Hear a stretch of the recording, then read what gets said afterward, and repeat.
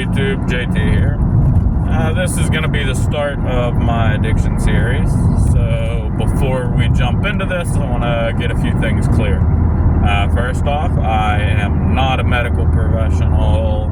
None of this is advice or telling anybody what to do. This is all just lived experience. And if any of the information in here happens to be helpful to people, great. I was a CRS for a short period of time. For those of you that don't know what that is, it's called a Certified Recovery Specialist. It means that I was working in the field with people suffering from addiction and working on getting their lives turned around. To be a CRS, you have to be a person in recovery yourself. That's one of the mandates for it. You have to have clean time, go take some classes, stuff like that. Basically, that sums it up. However, I thought it was very limiting. I didn't like sitting at a desk all day, hence why I work on a farm now. And just very limiting as to what you can do and say, and it's hard to help people when you're pretty much a puppet. And, there's so many ways for recovery out there. They try to say that it's meetings, and you gotta do the 12-step program, and NA or AA, that doesn't work for everybody. I mean, those programs are wonderful, and they help a lot of people. But there's a lot of people that they don't help. Me, I was one of those that it didn't help. I remember very early on in my recovery, I went to a meeting. I had about a month clean at this point, and I was doing good. I was happy. I was proud of my progress, and I had high hopes. I went to a meeting. Up until this point, I had loved the meetings I'd gone to.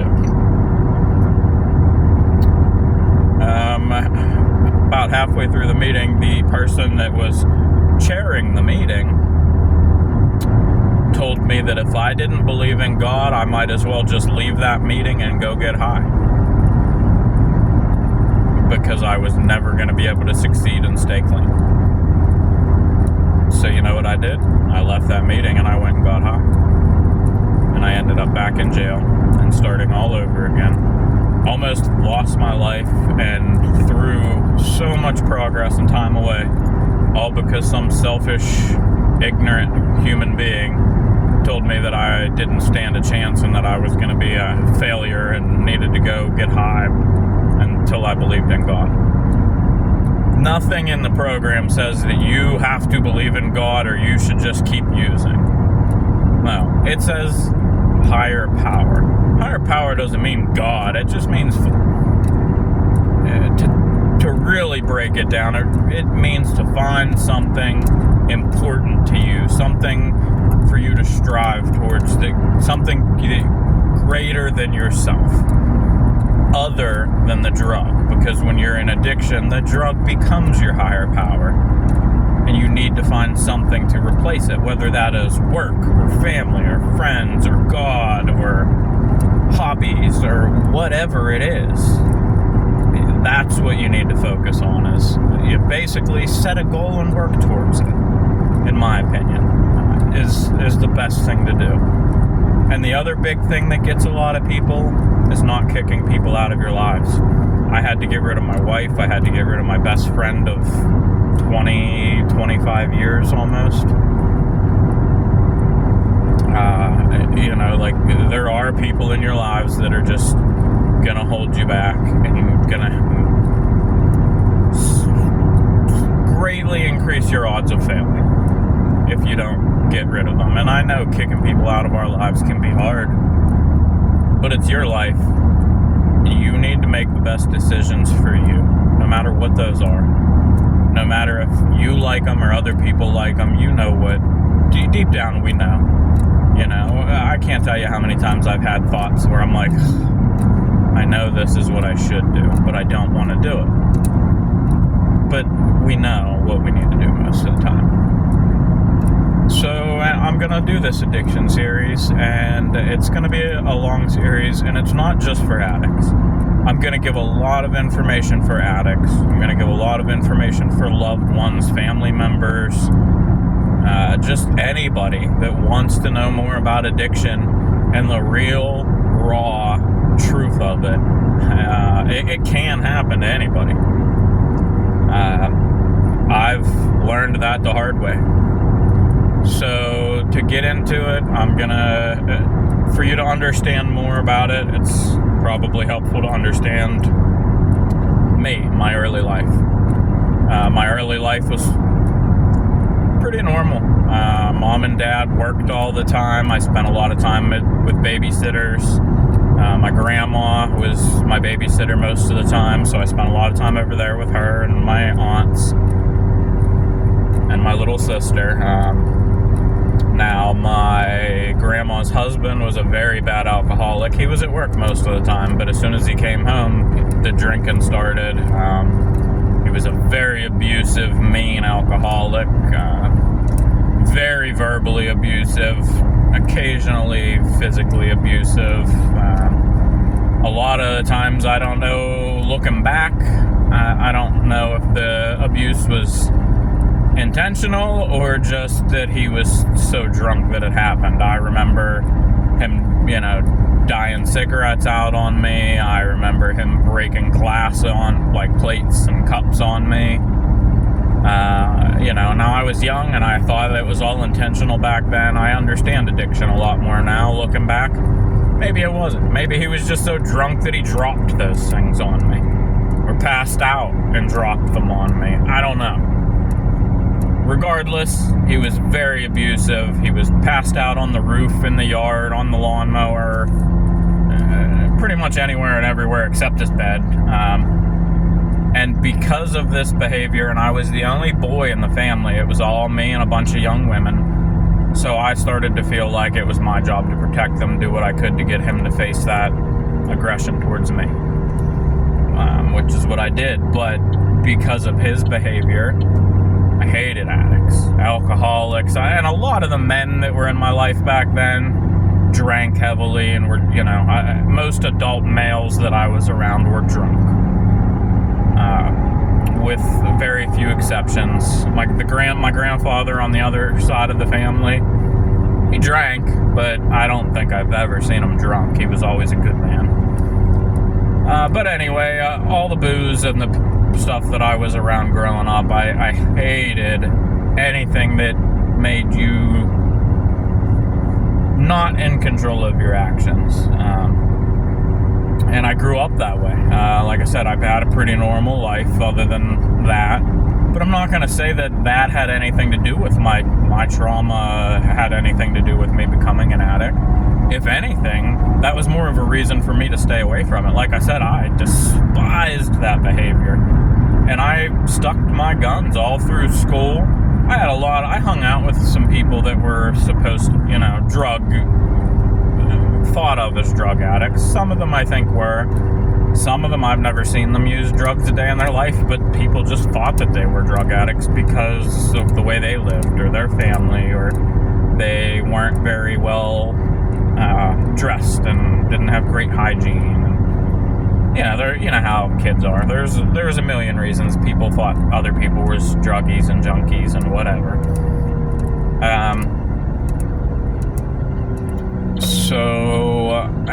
And I didn't really care. I hung out with whoever I thought was a decent person.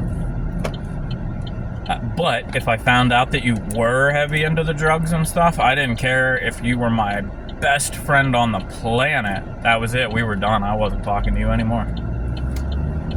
Like I said, I grew up around that stuff and I hated it. So, don't get me wrong, I did have some other traumas in my life. But I'm not going to sit here and point and say that all those traumas is the problem and that's what led me to be an addict. I'm sure it played a role somewhere deep down. And I'm sure for a lot of other people out there that those traumas are exactly what pushed them into the addiction. I think trauma is definitely the number one thing that pushes people into it. I'm just saying I don't think it's always necessarily childhood trauma. I think for me, it was more fast forward into high school, fell in love with a girl. We were together on and off for about 3 years. And she started talking about marriage and babies, and I mean, what high school boy wants to hear that? That terrified me, so I ran. I broke up with her.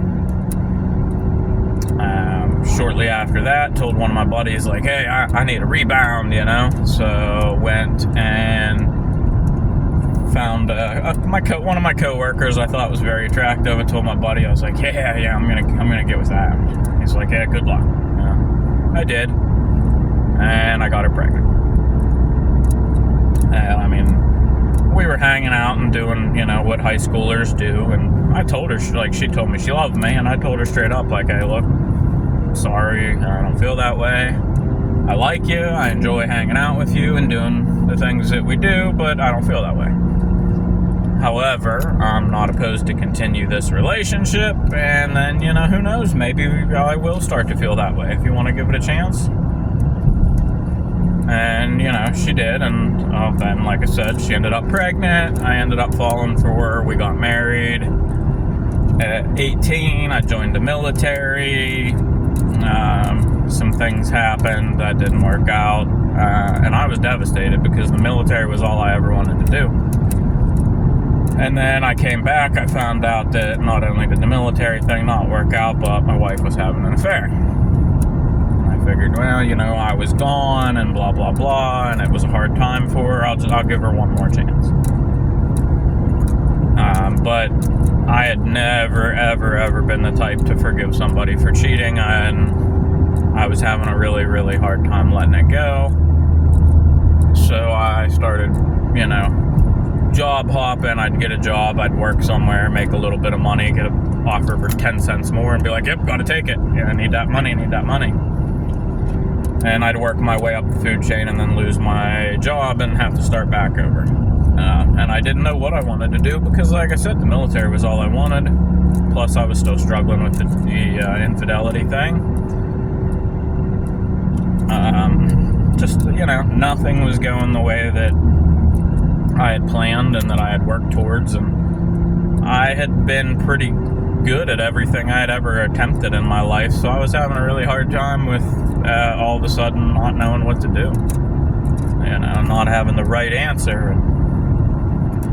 So then, you know, continued on this path and started drinking myself a little bit. I was 21 years old. I could buy it now. And even before that, my wife was older than me, so she could buy it.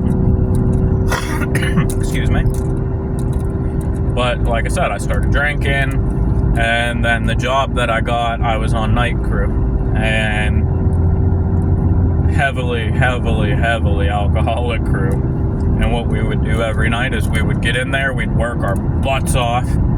Our job was production based. We had a set number of units we had to finish every night, and when we were done, if we would crank 8 hours worth of workout in as quick as we could, usually 3-4 hours. And then we'd just sit down and play spades and drink the rest of the time and get paid for it. There was no bosses, no cameras. Well, there was one boss, the night crew boss, but he was in on the drinking. Other than that, nobody else in the company knew, so we could do whatever. And that became a regular thing. I was drinking all the time at work, and then they started bringing like weed and K2 and other, you know, products in, and that became a regular thing for me, getting messed up every day. And, you know, then I started to realize, like, hey, I don't really worry about all the issues in my life and the things that are hurting me when I'm drinking. So I kept drinking. Then I ended up getting hurt at work. And the doctor that they sent me to threw me right on a super, super high dose of painkillers. Didn't even try physical therapy or getting any tests done to see, like, what the real issue was. Just like, here's some painkillers. And he kept me on those for months and months and months. And I got addicted to them, and I didn't even realize it. And Then I went in the one day and he's like, okay, no, you don't need them anymore. Excuse me? Like, didn't wean me off, nothing. So at this point, then I started going through withdrawal. Felt horrible, the pain, at this point, your brain is so powerful and it starts to trick you. And it tells you, oh, I'm in pain, and you start to feel so much pain that isn't really there. I mean, I'm sure some of it is, but most of it is just from the brain telling you, because it's like, well, this pain wasn't there at all before because of those pills. So then it amplifies it and makes it so much worse, and you're like, oh God, the pain's this bad, those pills were really helping. So at this point, you'll do anything to get the pills. So I had a friend that was really heavy into that stuff. Started talking to him, and he hooked me up with some, people to get them, and that's what I started doing, just buying them off the street. Now at this point, I wasn't doing much. I was just doing a little bit here, like half a pill a day. So I was functioning, I was working, I was paying my bills, I was doing what I needed to do. But as you go on, your tolerance starts to grow, you need more to do the same thing. And it got worse, and the prices just are ridiculous, and then they started getting harder to find. And then, things started to change. The drug epidemic was getting out of control, and they were really, really starting to get on the doctor's cases, so it was getting harder to even find people that had scripts to sell. And it started to get really, really hard. And then I started to realize, like, I am really addicted to them. And I started to realize, like, how bad withdrawal was when I didn't have them. And that's when my addiction really got bad. I was about 3 days into my withdrawal. I was sick. I felt horrible. Started reaching out to anybody I could think of that probably had some sort of a tie into drugs. Got a hold of this one guy and said, hey, can you find any pain pills? He's like, yeah, I got you. I was like, awesome. Hadn't talked to this guy in years now, or keep in mind. But we did know each other once upon a time. He was one of the ones that I quit talking to because I found out he was involved in drugs and I wanted nothing to do with it. So I met up with him, gave him the money, and he busted out of line. And yes, at this point I was snorting them, not just taking them as prescribed. And I did the line, and I felt great almost instantly. And I was like, oh, was this just because I haven't had one in a few days or what? Or is this a stronger pill than what I usually get? And I was like, oh, dude, those pills are great. Can you get me more? He's like, oh, yeah, I can get you more. But it wasn't pills. It was heroin. I didn't know that. I'd never wanted to do heroin. I didn't know anything about heroin. I thought it was, you had to do it in a needle. Once I found out it wasn't as bad as I thought it was, because I could do it in powder form, that changed my whole outlook. Or, it was an excuse I needed to change my outlook. So then I started down that rabbit hole, and at the time, it was so much cheaper, and disgustingly, it was so much easier to find. So I ended up really heavy into that stuff, and then the dealer was having issues, didn't have anywhere to go. So I was like, well, I can let you live with me if you give me, a little bit of this every day. Then I don't have to pay for it anymore. Solves my problem of looking for it. All of my problems are solved. Yeah, all of my problems were just beginning. My tolerance level started to climb, and then I had to start buying it off of him, so now I'm basically paying him to live with me. Then he started using me to deliver for him and do all kinds of crap and ripping people off, and so I had a bunch of angry people after me because I was just doing what he told me to do to get myself by. Ooh, sorry, just about hit a buck. I live out in the boonies, so. Anyway, that's how the whole thing spiraled. It all, it was all just living life normally and one little thing happened, and then another, and then another, and then another. And before I knew it, I was a hardcore addict. And then running with this guy, I met some big suppliers down in the city. This guy didn't have a car or a license, by the way. So I was his driver everywhere. So I met a lot of people and got ties with, some big time suppliers in the city. And they didn't really trust this guy either. And one day they pulled me aside and they were like, hey, we'd rather just start dealing with you. I was like, all right. So then I cut him out. I started to become the dealer myself. And I was like, hey, I'll just do it just enough to provide my own habit. And that's what I did for a long time. I'd make sure I paid my bills. And then I would sell just enough to where I had enough for me to get by and enough to resupply. And that was it. But when you get to that point, your tolerance level gets so high because you have unlimited access to it that it just gets out of control. And then you start to get addicted to the power, because when you're dealing, people will do anything for you to get unsick. You'll have beautiful girls begging you to sleep with them, and people will give you money and items and whatever, or do anything you tell them to do just to get unsick, because the withdrawal is horrible. For any of you that have never been through it, maybe you've had the neurovirus or coronavirus. And if you have, withdrawal is like that, only worse. You have a fever. You have diarrhea. Not only do you have diarrhea, you're vomiting, and most of the time at the same time. You have horrible pains all through your body. Restless legs, can't get comfortable. All you can think of is the drug. And one of the worst parts about it is that if you just had a tiny little bit of the drug, you'd feel better. So it's like constant torture.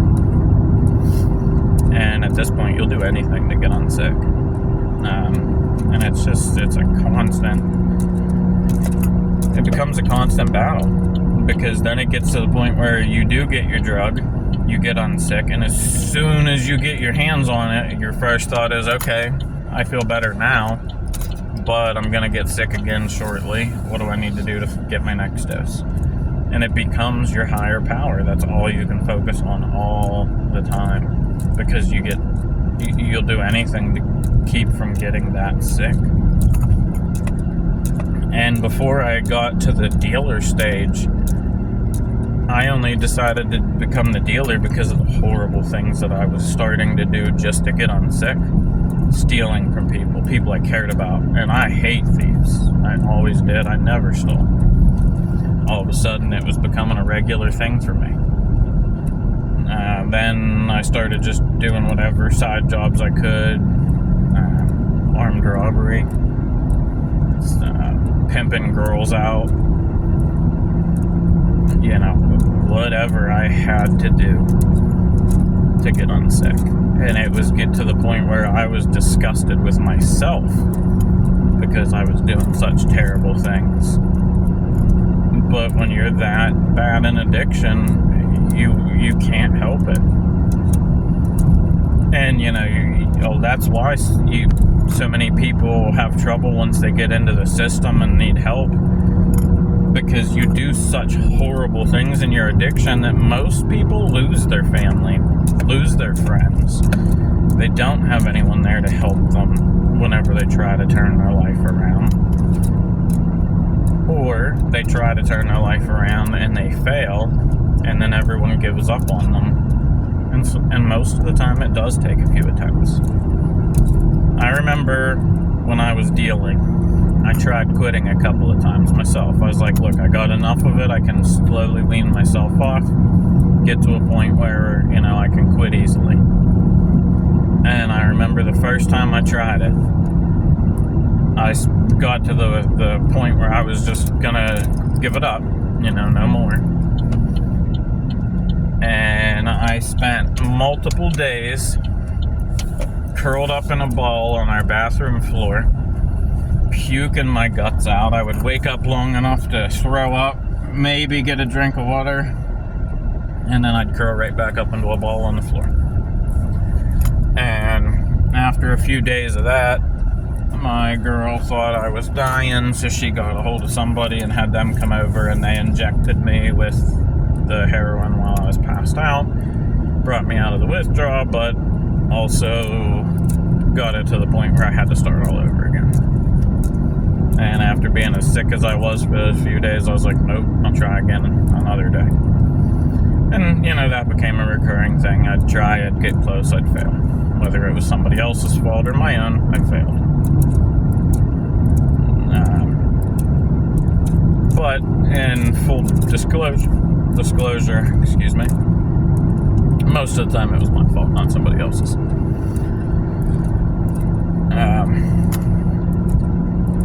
And yeah, it got to the point where I got arrested finally, and the cops were like, oh, well, if you help us set so-and-so up, then we'll let you go. And I was like, okay, I'll think about it, and just let me go, because I was starting to withdraw.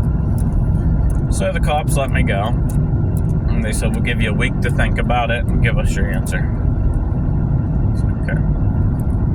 So they let me go. As soon as they let me go, and at this point, they caught me with almost nothing. That's why they even made an offer, because they heard that I was this big time, and all they caught me with was like 2 bags. So they were like, this guy's not going to get any time for this. And as soon as they let me go, I hopped in the car, I called my supplier, I said, yo, dude, cops caught me, they took all my money, I don't have anything.